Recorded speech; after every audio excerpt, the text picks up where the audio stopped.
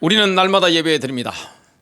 예배자의 자세는 어떤 자세여야 할까요? 어떤 자세로 우리가 예배를 드립니까? 소위 미동도 없는 예배가 없습니다. 우리가 보통 예배를 드린다면 저 부산이나 울산이나 이런 데서 예배를 드린다. 뭐 서울이나 경기도나 이런 데서 예배를 드린다.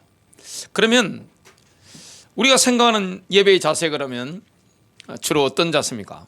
저는 굉장히 보수적인 장로교 이런 데만 다녔는데 예배당 가보면요, 주일 아침에 다들 검은 양복이나 곤색 양복을 입고 남자분들 오십니다. 여자분들도 약간 무게 있는 이런 이렇게 옷을 입고 합니다. 주로 이렇게 검은 양복, 곤색 양복 입고 남자는 쫙 앉아 있고 그냥 미동도 없이 그냥 쫙 이렇게, 그게 최고 예배인 것처럼 이렇게 생각합니다. 과연 그럴까요? 전 그 아이들이 보는 만화 다이시라든지 이런 걸 우리 자녀들 때문에 어릴 때 좀 본 적이 있습니다. 우리 애들이 어릴 때 상당히 놀란 게 있습니다. 대한민국에서 이렇게 엄청나게 크고 전통 있는 교회 주일날 오전에 예배드려 가보면 검은 양복 입고 딱 인상 팍 쓰고 팍 해가지고 봉투 이렇게 쫙 해가지고 올려놓고 딱 이렇게 딱 예배드리는데 그 모습과 너무 다른 거예요. 지금 이 예배라는 게 이스라엘에서 넘어온 거잖아요. 처음에 사도행전 1장, 2장, 3장에 이방인이 단 한 명도 없습니다. 유대적인 배경을 가지고 있는데 유대인들이 하나님을 예배하는 거, 다윗이 하나님을 예배했던 거, 바울이 하나님을 예배했던 거, 이걸 보면 상당히 문화 충격을 느끼게 됩니다. 예배 시간이 다윗이 춤을 추질 않나, 굉장히 역동적입니다. 그리고 하나님을 예배하는데 이 남자들이 예배드리는 걸 봤습니다. 이렇게 해가지고 막 뛰면서 막 발도 움직이고 뛰고 하면서 하나님을 예배하는 걸 봤습니다. 예배라는 건 누구에게 하는 겁니까? 하나님께 하는 겁니다. 하나님의 임재가 있을 때 우리의 영의 반응으로 예배드리는 것인데 예배는 굉장히 역동적입니다. 몸이 반응하지 않는 예배는 없습니다. 하나님의 임재가 느껴지기 때문에 그 하나님의 임재 속에서 우리는 우리 몸으로 반응하게 됩니다. 굉장히 역동적으로 예배를 드리게 되는 거죠. 첫 번째입니다. 우리는 우리의 전 존재로 하나님을 예배합니다. 구약의 히브리어와 신약의 그리스도로 예배를 묘사하는 단어는 전부 몸의 부위나 몸의 자세를 묘사하고 있습니다. 성경에 보면 하나님께 머리 숙여 경배하는 것을 보게 됩니다. 믿음의 조상 아브라함이 하나님을 경배한 거 한번 보겠습니다. 이 아브라함이 하나님을 경배하고 한 거 보면 이렇게 하나님께 머리 숙여 경배한 것들을 성경을 통해 많이 보게 되죠. 또한 아브라함이 이삭의 와이프, 자신의 며느리를 선택할 때 옛날에는 그 부모님이 아버지가 선택을 해줬단 말이죠. 그래서 믿을 만한 종 엘리에셀에게 맹세를 시키고 하나님이 준비하셨을 거니까 나의 고랑 하란으로 가라, 시리아로 가라, 이렇게 이야기를 했습니다. 이 종이 믿고 간단 말이죠. 아브라함과 영으로 막 통하는데 아브라함의 아들 이삭의 신부감을 찾아오는 게 영적인 맥을 이어주는 측면에서는 지구상의 그 당시에서 가장 중요한 일입니다. 이걸 엘리에셀이 사명을 가지고 갔는데 굉장히 먼 거리죠. 엄청나게 먼 거리, 편도 800km, 왕복 1600km입니다. 800km를 낙타를 타고 이렇게 간 겁니다. 갔는데 하나님께 기도를 한 겁니다. 하나님 만나게 해주십시오. 아브라함과 엘리에셀이 기도 제목이 딱 일치가 돼 있죠. 하나님 이러이러한 신부감을 만나게 해주십시오. 아브라함의 친척을 만나게 해주십시오. 딱 했는데 기도를 마치자마자 눈을 딱 떴는데 저 앞에 처녀가 걸어오고 있는 겁니다. 바로 리브가입니다. 하나님께서 딱 정확한 시간에 정확하게 만나게 하신 겁니다. 대화를 하는데 과연 그 사람인 거예요. 그때 엘리에셀이 뭐합니까? 하나님께 머리를 숙여 경배를 드리게 됩니다. 출애굽기를 보면 모세가 하나님의 부름을 받아서 메시지를 받죠. 그래서 모세와 아론이 이스라엘 장로들에게 갑니다. 12지파의 장로들이 가고 백성들 앞에서 이런 말을 합니다. 주께서 이스라엘 자손을 찾아오셨다. 이스라엘의 고난을 살펴보셨다. 때가 됐다. 이 메시지를 했습니다. 그러니까 온 이스라엘 백성들이 머리 숙여 하나님을 경배합니다. 하나님의 메시지 앞에서, 하나님의 임재 앞에서 가만히 있을 수가 없는 거예요. 그래서 경배라고 하는 것은 뭡니까? 예배라고 하는 것은 우리의 전 존재로 몸을 사용해서 예배를 드리는 거죠. 예배 드릴 때 손은 어떻게 해야 됩니까? 시편 63편 1절입니다. 오 하나님이여, 다윗이 지금 고백하는 거죠. 유대 광야에서요.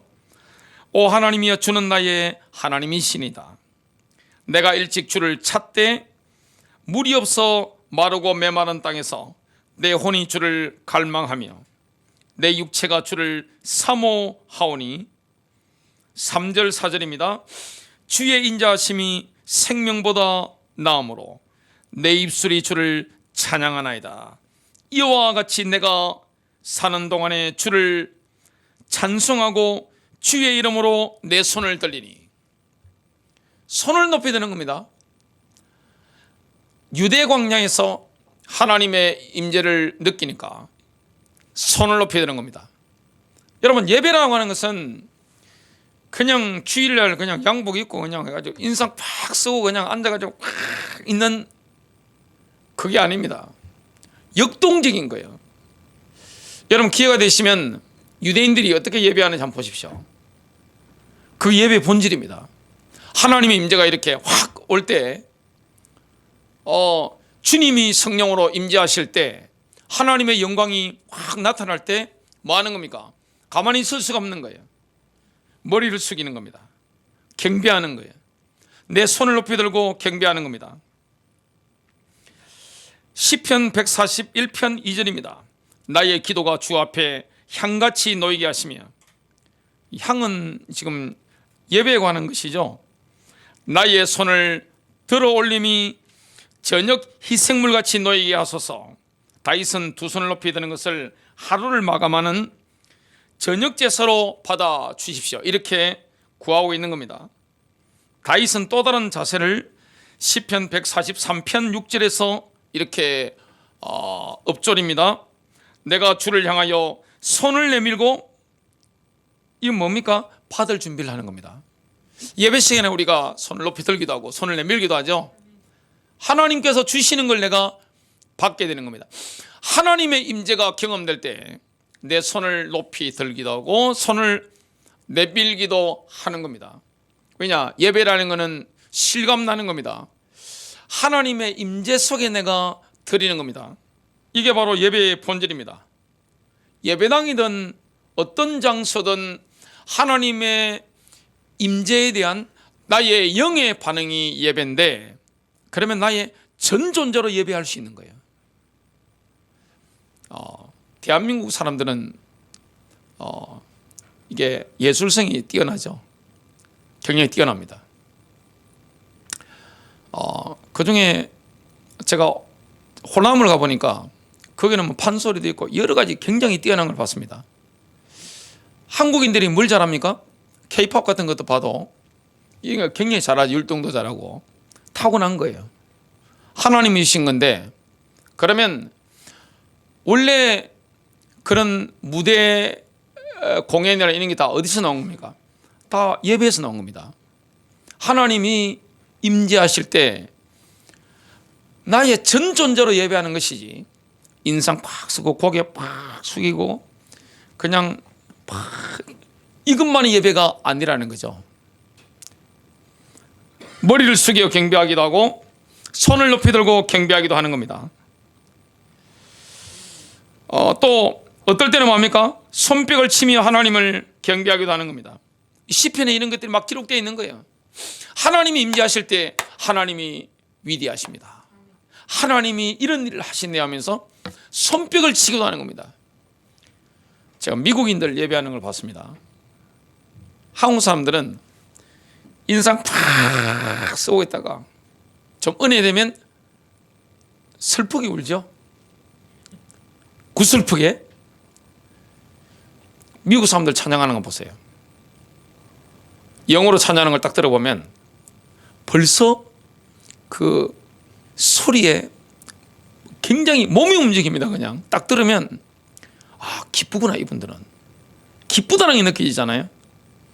그럼 예배하면서 막 손뼉도 막 치고 손을 높이 들기도 하고 하죠. 자유한 겁니다. 성령의 역사하시면 질서도 있습니다만은 굉장히 자유한 것을 보게 됩니다. 왜냐? 하나님이 임재하시기 때문에. 예배라는 건 사람 앞에 하는 게 아니에요. 하나님이 임재하시기 때문에 그 앞에서 내가 머리를 숙이고 손을 내밀기도 하고 손을 높이 들기도 하고 손뼉을 치기도 하는 겁니다. 다윗도 그렇고 솔로몬도 그렇고 다니엘도 바울도 마찬가지입니다. 기도할 때, 경배할 때 무릎을 꿇었습니다. 모든 무릎을 꿇고 기도하고 경배한 걸 보게 됩니다. 솔로몬이 예루살렘 성전을 봉헌할 때 뭐합니까? 하나님을 향하여 손을 폈는데요. 역대하 6장 12절부터 13절, 그가 이스라엘의 온 회중 앞에서 주의 제단 앞에 서서 자기의 두 손을 앞으로 펼치니라.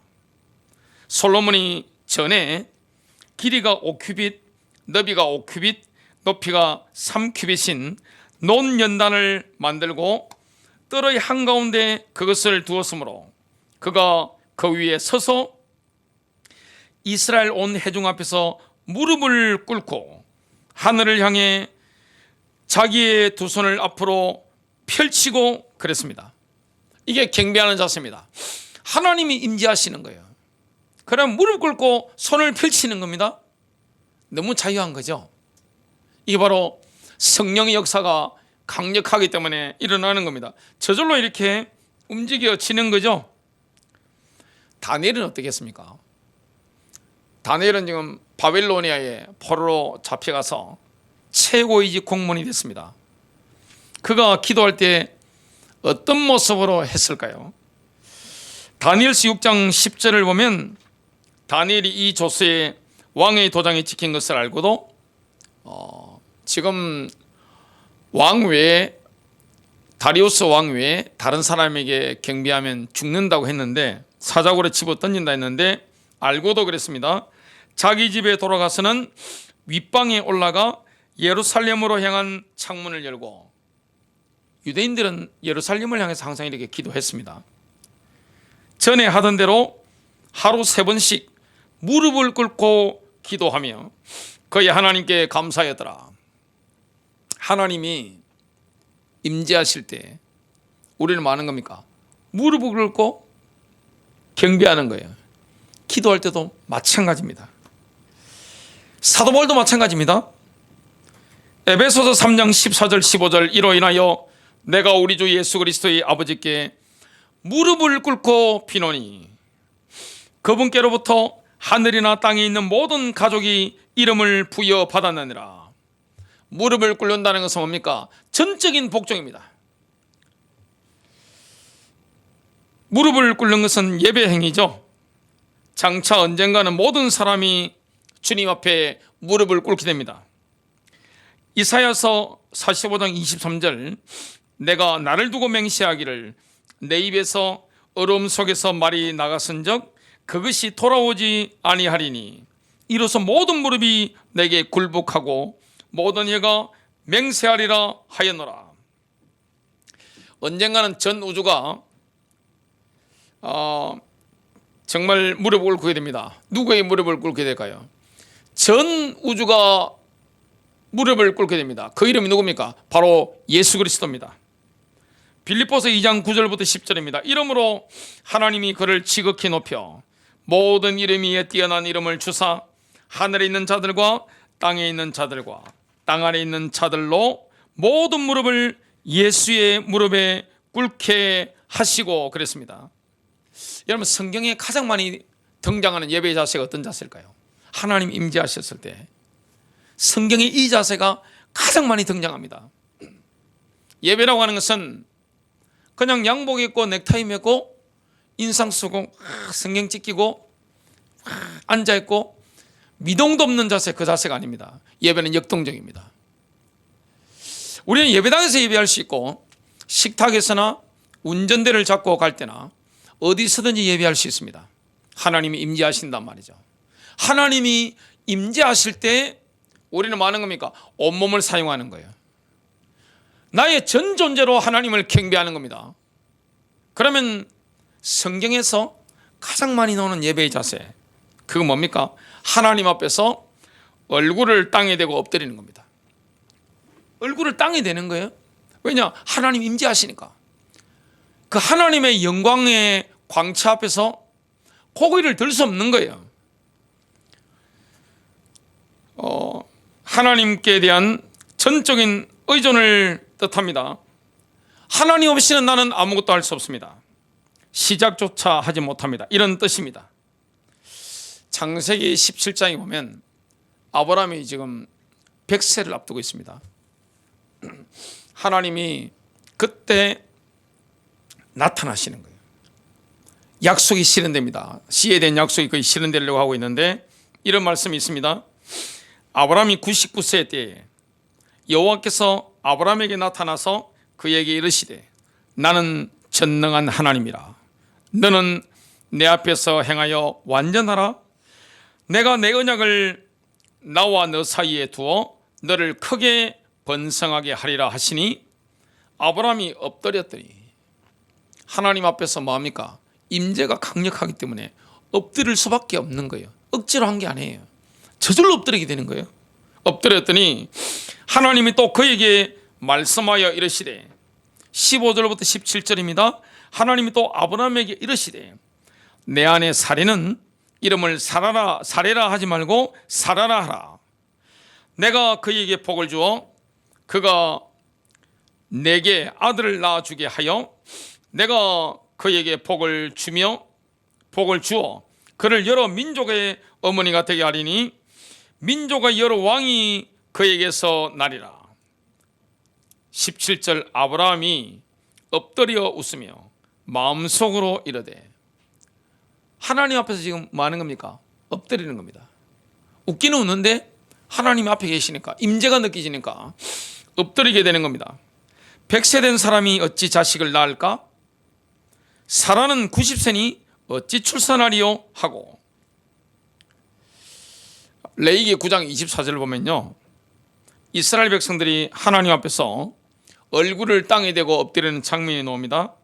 불이 주 앞에서 나와 제단 위에 번제 헌물과 기름을 태워버리매 온 백성이 그것을 보고 소리를 지르며 얼굴을 대고 엎드렸더라.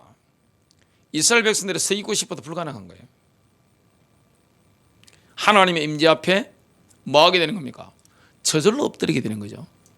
우리가 하나님의 영광의 빛을 순간 경험하면 뭐 하게 됩니까? 엎드리게 되는 거죠. 가데스에서 물이 없었습니다. 이스라엘 백성들이 모세와 아론을 대적했을 때 모세와 아론이 어떻게 했습니까? 민수기 20장 6절입니다. 모세와 아론이 집회의 앞을 떠나 회중의 성막문에 이르러 얼굴을 대고 엎드리며 주의 영광이 그들에게 나타나니라. 급하니까 성막에 가서 뭐합니까? 엎드리니까 주의 영광이 나타난 거죠. 에스겔도 마찬가지입니다. 에스겔은 거발강가에서 하나님의 영광을 경험합니다. 하나님의 임재를 직접 경험한 거죠. 하나님의 보좌를 보게 된 거예요. 우주의 왕이 지금 블루 사파이어로 만든 보좌 위에 앉아 계신 모습을 딱 본 겁니다. 이거 보고 어떻게 됩니까? 고개를 어떻게 빳빳이 들고 있어요? 이렇게 말씀합니다.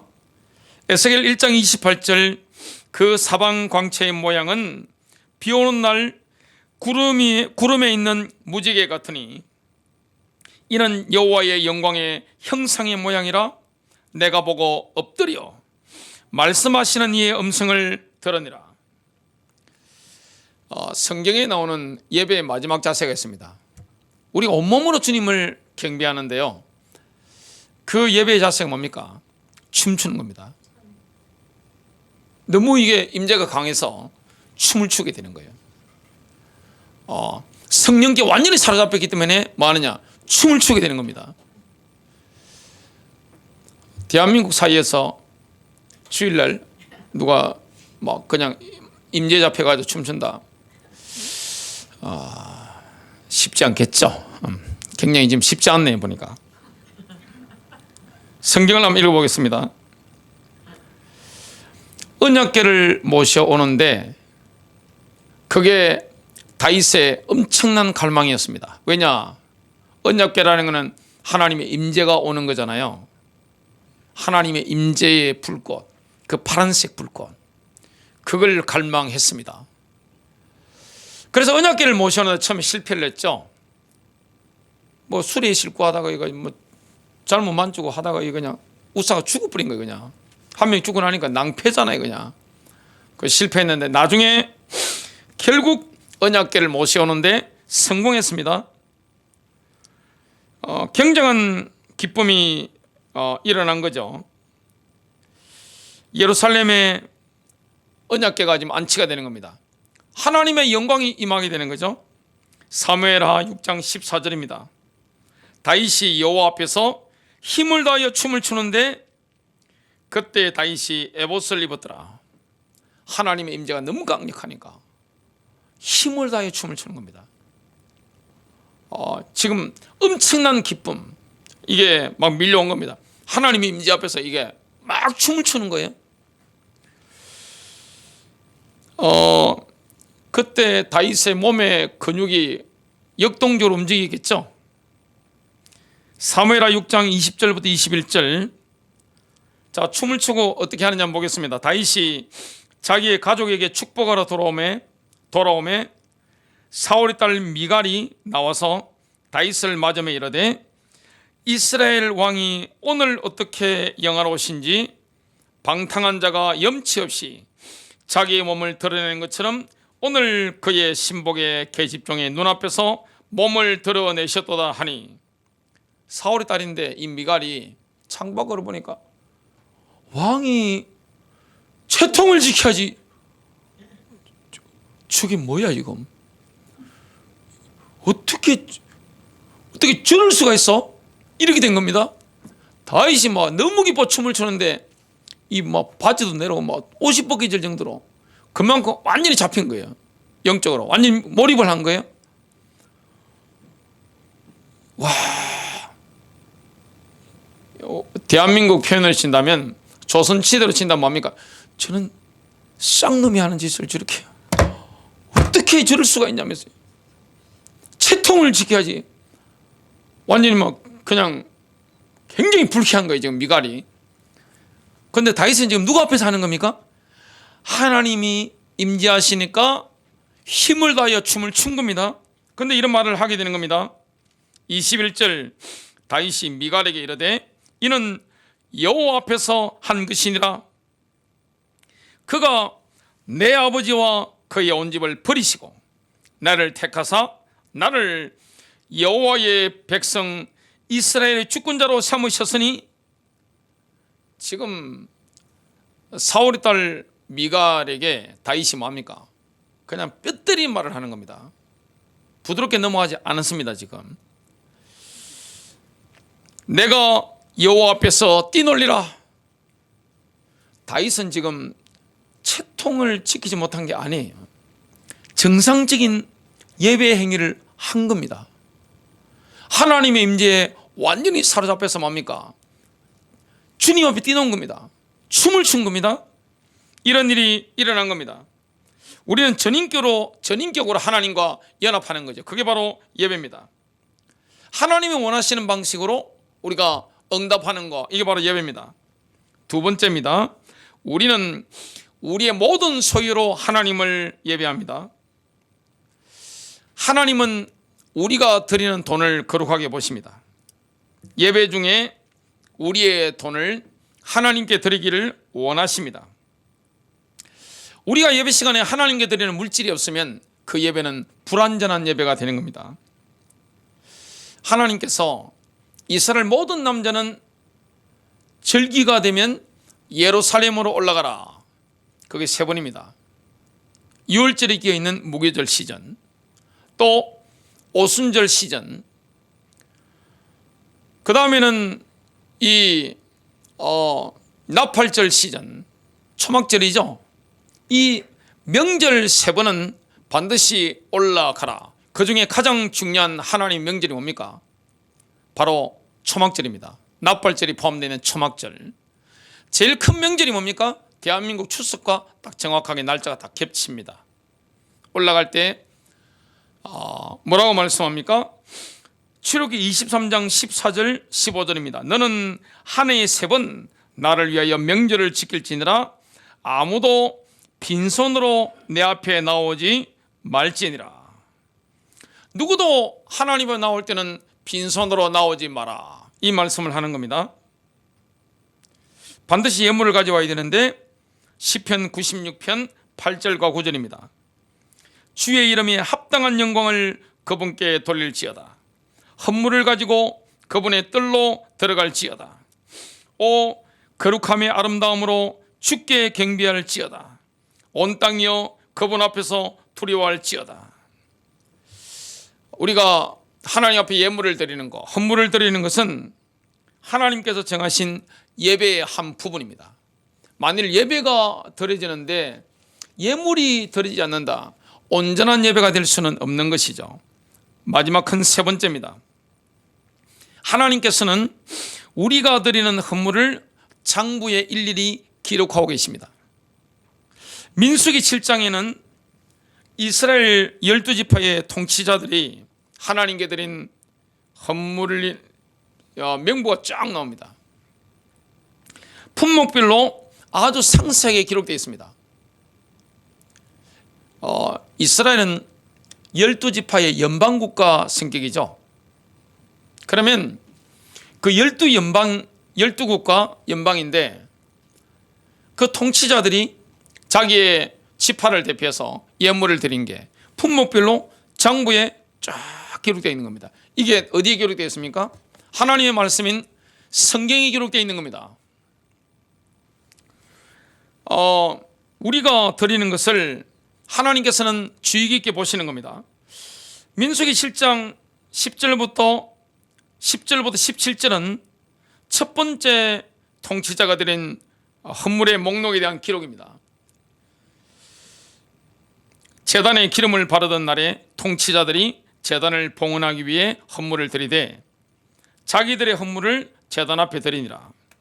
또 주께서 모세에게 이르시기를 통치자들은 각 사람이 맡은 날에 제단을 봉헌하기 위해 자기의 헌물을 드릴지니라 하셨더라. 우리가 생각할 때는 간단하게 요약하면 쉽잖아요. 근데 그렇지 않아요. 목록이 일일이 쫙 기록되어 있는 겁니다. 이걸 보면 제가 뭐가 생각나는 거니까 부모님 장례식이라든지 뭐 있잖아요. 보면 이러면 그냥 쫙 다 적잖아요. 결혼식 누가 부조 얼마 했다 그러면 그냥 명단에 쫙 찍잖아요. 제일 중요한 게 장례식 그거잖아요. 장례식 보면 쫙 일일이 적혀 있는 것과 함께 우리 보게 되잖아요. 그걸 보고 다음에 뭐 이렇게 참고도 하고 하는데, 하나님은 우리가 하나님께 드리는데 그냥 나오지 말고 예물을 가지고 나와라. 그 예물에 대해서 뭡니까? 장부를 다 기록하고 계시고 그걸 유심히 보시는 겁니다.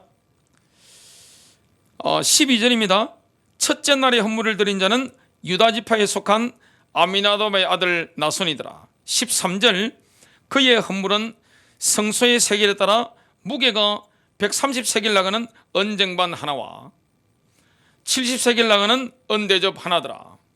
그 두 그릇에는 음식 헌물로 기름을 섞은 고운 밀가루를 가득 담았고 또 향이 가득 담긴 10세겔 나가는 금숟가락 하나와 번제 헌물로 어린 수소 한 마리와 순양 한 마리와 1년 된 어린 양 한 마리와 제 헌물로 염소 새끼 한 마리와 화평 헌물의 희생물로 소 2마리와 순양 5마리와 순염소 5마리와 1년 된 어린 양 5마리더라. 이것은 아미나답의 아들 나손이 드는 헌물이더라. 다른 지파들에 대한 것도 쫙 나옵니다. 그러면 신약 시대에 들어와서 예수님은 어떻게 하셨을까요? 예수님은 누가 어떻게 헌금하는가 이걸 헌금통 앞에서 지켜보고 계셨습니다. 마가복음 12장 41절부터 44절 예수님께서 성전 보고의 맞은편에 앉아서 사람들이 어떻게 보고에 돈을 넣는지 보시는데 어떤 부유한 자들은 많이 넣고 돈이 많으니까 많이 넣는 건 당연한 거죠. 예수님 딱 액수를 보고 계신 겁니다. 많이 넣네. 이걸 확인하신 거죠. 어떤 가난한 가문은 2렙돈 곧 1고드란트를 넣으니라.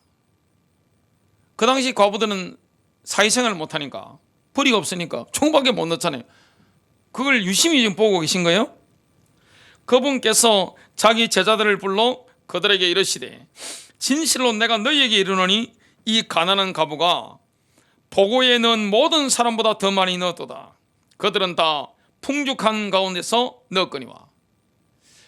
예수님은 부자들이 생활이 풍족하다는 걸 알고 계십니다. 우리의 생활 형편 입장 그걸 우리 하나님은 다 헤아려 보고 계십니다. 이 과부는 궁핍한 가운데서 과부가 얼마나 궁핍한지도 예수님은 하나님이시기 때문에 아셨습니다. 자기가 가진 모든 것, 즉 자기의 생활비 전부를 넣느니라 하시니라. 부자는 돈 많으니까 저렇게 많이 넣네. 과부는 생활비 전체를 다 넣네. 이걸 보고 계신 거예요. 그게 예수님께는 가치 있는 일이라고 보신 겁니다. 하나님은 저와 여러분의 헌금 내역을 일일이 다 알고 계십니다. 제가 어떻게 하고 있는지 여러분들이 어떻게 하고 계신지 이런 것에 대한 주님은 잊어 잡수는 법이 없습니다. 정확하게 쫙. 제가 얼마 전에 놀란 게 뭐냐면 우리 친척 장례식 결혼식이 또 있어가지고 제가 어머니하고 매일 전화 통화를 하니까 어머니 그분한테는 얼마 부조를 하면 되겠습니까 하니까 30만 원 바로 튀어나오시더라고요. 왜냐 받은 게 그렇다는 거예요. 그냥 옛날에 그 받은 거 있죠. 받은 거 뭐 이거 우리 어머니 평생 장사꾼으로 살아오셨으니까 다 해가지고 그냥 바로 이게 데이터가 나와 있으니까 바로 말씀하시는 거예요. 우리 하나님은 숫자에 대해서 굉장히 정확하십니다. 내 형편이 어떻는지. 우리가 예물을 드린다는 것은 뭡니까? 여러분 돈이라는 것은 그게 얼마나 가치 있는 거예요? 우리의 제2의 생명이라고 하잖아요. 학생들 축제서 공부하잖아요. 이번 주간에 우리 집에 학생들이 많아가지고 저 외에는 다 학생이잖아요. 보니까 축제사서 공부하더만요. 보니까 잠도 안 자고 뭐 1시간 2시간 자고 그렇게 공부를 미친 사람들처럼 다들 공부를 하던데 왜 하죠? 대부분 돈 벌려고 하는 거죠. 시간 투자 어디 하는 거예요? 돈 벌려고 하는 거죠. 돈 버는데 인생의 시간 에너지를 거의 다 투자하잖아요. 하나님은 그걸 가치 있게 보시는 거예요. 우리가 하나님을 예배하는데 나의 전 존재로, 그리고 나의 모든 소유로 하나님을 경배하게 되는 겁니다. 하나님이 그걸 받으시고 우리에게 복을 주시는 겁니다. 쌍방관계입니다. 서로 왔다 갔다 하는 관계입니다. 정말 하나님이 이걸 보고 받으시는 거죠. 결국 우리는 하나님 앞에 보고하는 그 날도 오게 됩니다. 하나님은 냉정하게 본다면 우리의 돈이 필요할 만큼 가난한 분은 아닙니다. 이 땅에 있는 모든 게 하나님 건데, 이 땅에 있는 모든 금은, 다이아몬드, 석유, 모든 그것이 다 주님 건데 주님한테 무슨 돈이 필요하겠습니까? 하지만 돈에 대한 우리의 태도가 하나님에 대한 우리의 태도를 보여준다는 것을 알고 계십니다. 우리가 하나님을 어느 정도로 대하고 있습니까? 하나님에 대한 우리 태도 있죠? 태도가 좋아야 되는데, 여러분 하나님을 어떻게 생깁니까? 뭘로 알 수 있죠?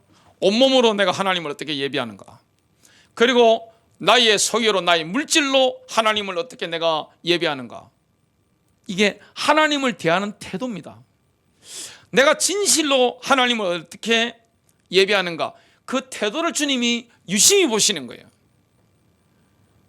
그 중에 하나가 뭡니까? 우리의 소유입니다. 우리의 물질입니다.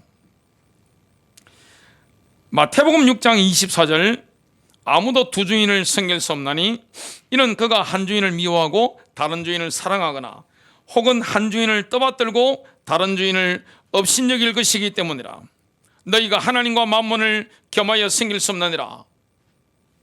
우리는 영적인 선택을 할 수밖에 없습니다. 하나님을 미워하고 만몬을 사랑합니까? 아니면 하나님을 섬기고 만몬을 업신여깁니까? 만몬을 하나님보다 사랑하는 사람이 하나님께 물질을 어떻게 드리겠습니까? 불가능합니다. 그거는 있을 수가 없는 거예요. 우리는 이렇게 하나님을 예배합니다. 결론 맺습니다. 성경적인 예배는 어떤 예배입니까? 우리의 존재로 예배하는 거예요.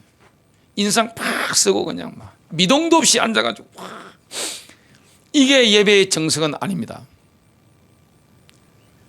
하나님의 임재가 있을 때요, 엎드릴 수밖에 없습니다. 너무 임재가 강력하기 때문에. 그래서 손을 들고 하나님을 경배하고, 무릎 꿇고 기도하고 경배하고. 하나님 임재가 강력할 때는 뭡니까? 춤을 추기도 하고. 이렇게 되는 겁니다. 그리고 우리의 모든 소유로 하나님을 경배하게 되는 겁니다. 하나님이 바다만 잡수실까요? 입 싹 닦아버리고 면피 딱 해버리고. 하나님이 그런 분일까요? 하나님이 우리 물질을 갈취해가지고 우리를 가난하게 만들고 우리 힘들게 만들고 그런 분일까요? 경험해 보시기 바랍니다.